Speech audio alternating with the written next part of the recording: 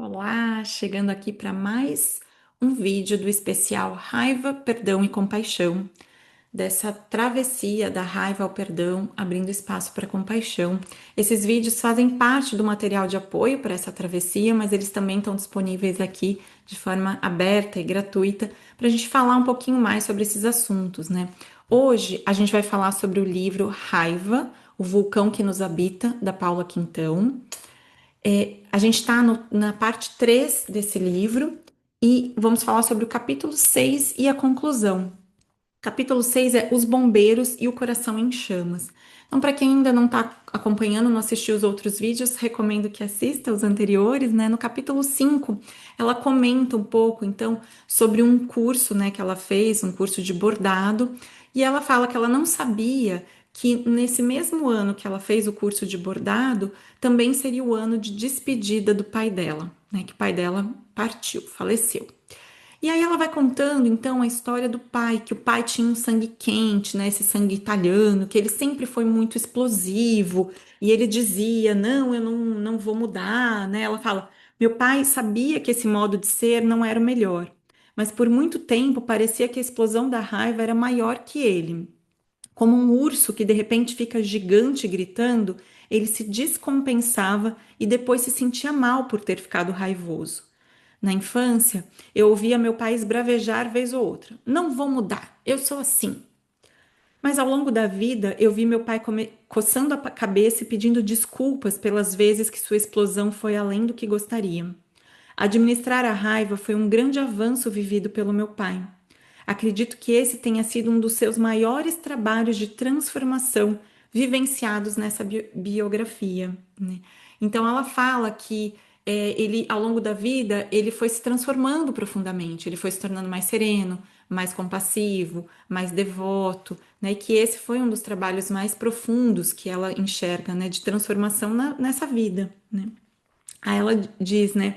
Quando o sangue fervia e ele percebia a raiva subindo a cabeça, foi se treinando para se afastar e ficar mais em silêncio. Então ele foi dominando essa raiva ao longo dos anos, né?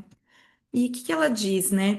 Que no momento em que, no dia, né, da partida dele, ele viveu momentos simbólicos, né? Falou que ele foi a uma palestra no centro espírita que ele estava, né, que ele fazia parte, e ele estava em paz. E ele repetia para ele mesmo, né? Deus bom, Deus bom. Então parecia que ele já estava leve, né? E ela conta, né, que ele sentiu uma dor no peito e que ele foi socorrido pelo SAMU, né? Desculpa, que ele não foi socorrido pelo SAMU, pelo contrário, né? Ele fala: depois de chegar em casa, começou a sentir uma dor no peito e minha mãe chamou o SAMU. Mas quem veio não foi o SAMU, foram os bombeiros, né? Os bombeiros, os que resgatam, mas também apagam incêndios. E aí ela conta como que foi isso, né? Esse símbolo dele ter sido resgatado ali pelos bombeiros e e ela conta que ela sente, né, que naquele instante em que o motorista falou, cara, ele tá passando mal, voa, mandou voar, né, correr e muito rápido com a ambulância, com o carro dos bombeiros, na verdade, ela sente que naquele momento o pai dela partiu. E ela fala, apagou seus incêndios internos. Tinha agora um coração manso, calmo. Teve um aneurisma da aorta. E isso simboliza uma erupção. Um coração em chamas, transcendido, leve, leve como pede a balança do julgamento. E ela conta, né, o mito egípcio da balança do julgamento retrata simbolicamente uma das etapas vivenciadas logo após a nossa morte. A ilustração é da pesagem sendo feita por Anubis, um deus egípcio dos mortos, que de um lado da balança ele coloca o coração e no outro lado a pena da deusa Maat, que é a representante da justiça. E Anubis ajusta a balança verificando o peso do coração em contraposição com a pluma. E o objetivo é ter um coração mais leve, um coração em paz. E ela fala: como que um coração poderia ser mais leve que uma pena? O único modo de um coração ser mais leve é se ele estiver em chamas. As chamas representam o coração transcendido, em paz. É a mesma imagem que aparece quando se representa o Sagrado Coração de Cristo, sempre em chamas, transcendido. Um coração em paz é um coração que transmutou o que havia para transmutar.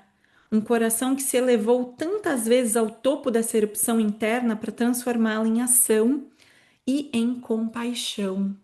Aquilo que nos faz raiva é a porta de abertura do coração. Se seguirmos a raiva usando sabedoria e não apenas sendo instintivos, ela pode se transformar num grande canal de compaixão.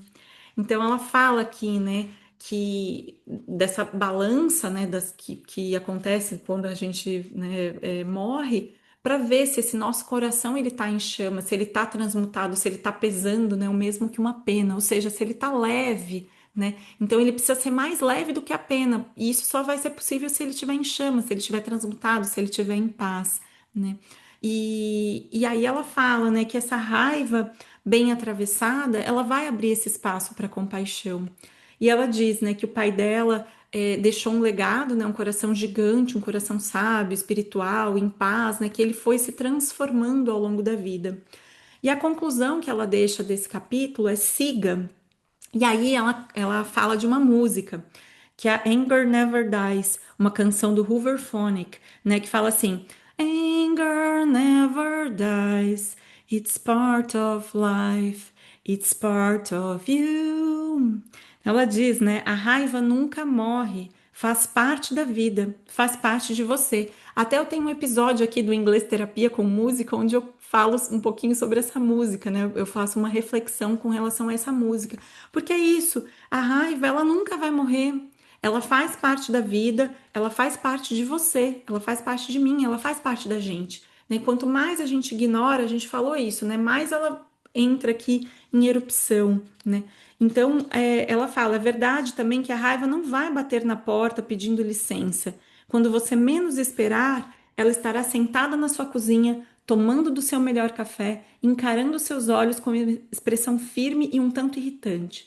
Quando a raiva vier, ela sempre virá com um convite. Vamos? Né? E aí ela fala que foi preciso aceitar o convite da raiva muitas vezes para ser capaz de escrever esse livro. E ela disse: a gente chegou juntos na conclusão dessas páginas é porque você também disse sim a esse convite. Conhece-te a ti mesmo. A coragem de seguir por caminhos desafiadores para conhecermos em profundidade as camadas do nosso ser será sempre recompensada. E a raiva nos leva por essa travessia que faz tremer as pernas, cerrar as mandíbulas, mostrar as garras e, surpreendentemente, abrir o nosso coração. E ela diz: já que a raiva não tem fim, siga, siga para que do outro lado do vulcão que há dentro de você seja possível encontrar também compaixão sem fim. E ela diz: corações ao alto, seguimos. Então, com isso, a gente finaliza esse livro, né, da raiva, o vulcão que nos habita, da Paula Quintão. Então, esse é o último vídeo aqui desse especial falando sobre esse livro e mostrando, então, né, esses passos, o que a gente precisa fazer para abrir esse espaço para compaixão, né? Então, quando a gente atravessa, quando a gente aceita o convite da raiva, né, para atravessar essa raiva, a gente consegue abrir esse espaço, a gente consegue transmutar isso para uma compaixão, muitas vezes para uma autocompaixão, né? Então, que a gente possa, né, no dia ali do nosso juízo final, na hora que forem medir a balança do nosso coração, que a gente possa ter esse coração transmutado, esse coração leve, esse coração em paz, né? De ter feito aquilo que precisava ser feito, né? E eu, quando eu vejo a Paula falando sobre o pai dela, eu lembro muito da minha família, né? A minha família é de italianos. Na casa dos meus pais tinha um tapetinho escrito assim: em questa casa siamo tutti nervosi, né? Nessa casa nós somos todos nervosos. Então, assim, o pessoal falava muito, é o sangue italiano que corre nas veias, então aquela coisa de explosiva, essa impulsão, né, de falar tudo aquilo e depois ter aquela ressaca moral, né? Coloca tudo para fora, entra em erupção e de repente, putz, o que eu faço com isso, né? Então, se a gente puder olhar para isso com carinho, olhar para essa raiva, poder fazer, né, os passos que tem aqui nesse livro. Então, quem não está acompanhando a travessia, mas quiser comprar esse livro, né, é só entrar em contato com a Paula Quintão, porque lá tem esses passos. Então, que a gente possa olhar para isso, que a gente possa falar mais sobre esse assunto. Para quê? Para que a gente não saia explodindo por aí, né? Deixando, transmutando essa raiva dentro da gente. Então, espero que você tenha gostado. Se você gostou, pode curtir aqui esse vídeo. Se tiver algum comentário para fazer, se tiver algo a acrescentar, estou sempre aqui de olho. E também pode seguir o canal se você ainda não segue, compartilhar com outras pessoas, né? E espalhar aí para o mundo essa mensagem para a gente poder olhar para essa raiva, acolher, transmutar e abrir espaço para essa compaixão. Tenho certeza que nosso mundo vai ficar muito melhor se a gente começar de nós. Comece em si próprio, né? Não vamos ficar esperando os outros, não. Vamos a gente mesmo trabalhar isso dentro da gente. E é isso. Então, até o próximo vídeo, a gente ainda vai continuar nesse especial, ainda tem o capítulo 12 do Mulheres que Correm com os Lobos, eu vou falar ainda sobre o conto As Árvores Ressecadas, onde a gente fala sobre essa raiva legítima. E também vamos entrar nos passos para o perdão, que é trabalhado no livro Mulheres que Correm com os Lobos. Então, até o próximo vídeo. Tchau, tchau!